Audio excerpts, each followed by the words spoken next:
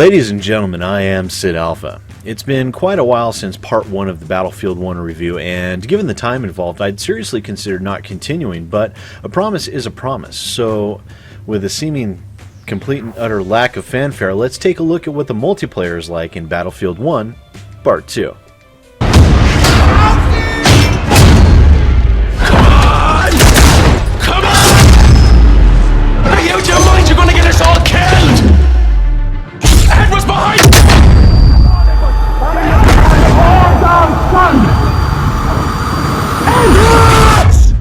So Battlefield 1's multiplayer is broken up into several different modes and maps. Most of these are standard fare, such as Conquest, Domination, Rush, and Team Deathmatch. These modes are pretty much what you could... They're the bread and butter of the first-person shooters, and they're fully to be expected.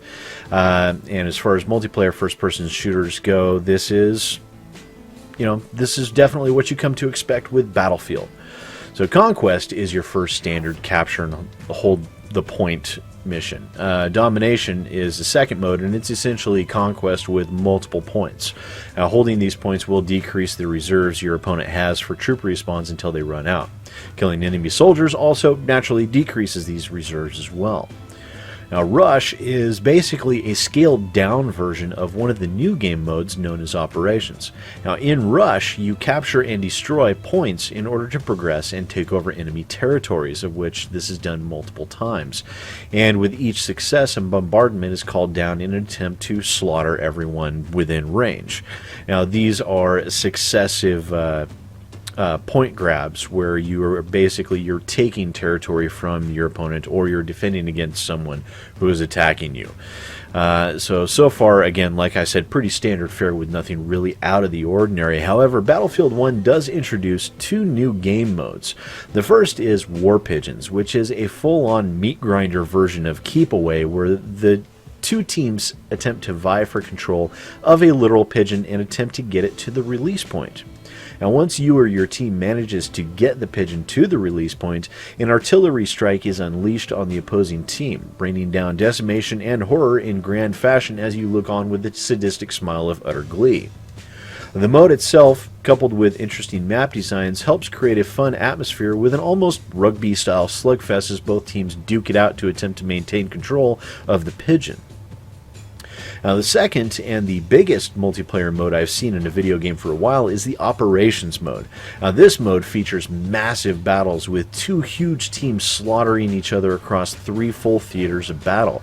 And in addition to that, each full theater in itself consists of multiple zones, usually between 2, 3, and 4 in their entirety. These operations can take 3 to 4 hours to complete and are a huge undertaking.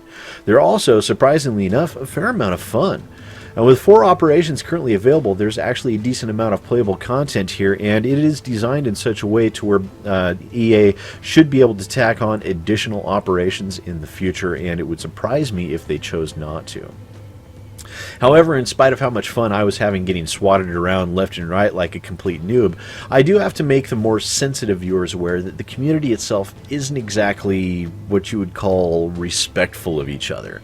The sheer amount of shit-talking and name-calling rivals even League of Legends in its toxicity and vulgarity, leaving this game one that you might not want to have on with any kids around. Now, I personally don't get offended by talk like that, but I do know several people that would be, so as a simple public service announcement, be aware that the chat is not for those that are easily offended. Now, laying all that aside, though, and ignoring the fun I was having getting killed consistently in less than 10 seconds, the multiplayer is itself not without a fair amount of flaws. Now, first, while the game does run in 60 FPS, the intro cutscenes to the operations and game modes are very much in 30 FPS, and even at the time of the making of this video, the cutscenes still freeze, leaving you wondering if the game is crashing or not, only to have the video jerk loose again as much as 30 seconds later. And this happens on all of the introductory sequences, and it's highly repeatable. Also, the in-game menus, You know, I'm sorry, I'm not quite sure what drunken stoner thought up the interfaces, but they're about as counterintuitive as they can get. Half of the menu options don't even appear until after you're already in-game and on the map screen. You also have medals you can earn, but your ability to select those at the beginning is limited to how long it takes for the servers to find you a match, which, given how popular the game is a decently short period of time, with the exception of last night when I was attempting to record additional footage for this video, and EA actually decided that I was probably bad enough that matchmaking to my skill level was essentially impossible and refused to allow me into a match. No matter which mode I tried, no matter how many times I tried, I could not connect to multiplayer at all. Now, in addition to that, the game still has been reported as having massive amounts of glitching, especially on consoles. Also, there's a horrendous amount of pop-in on the multiplayer, even on my machine, which can run the game on Ultra with seemingly no issues at all in the single player. And adding to the fact of the giant patch that they released in November, I still can't get the damn game to run in full screen. Now, every time I even attempt this fairly pedestrian feat, which is a staple of most video games, it freaks out and switches to windowed mode after flipping around for about 30 seconds or so.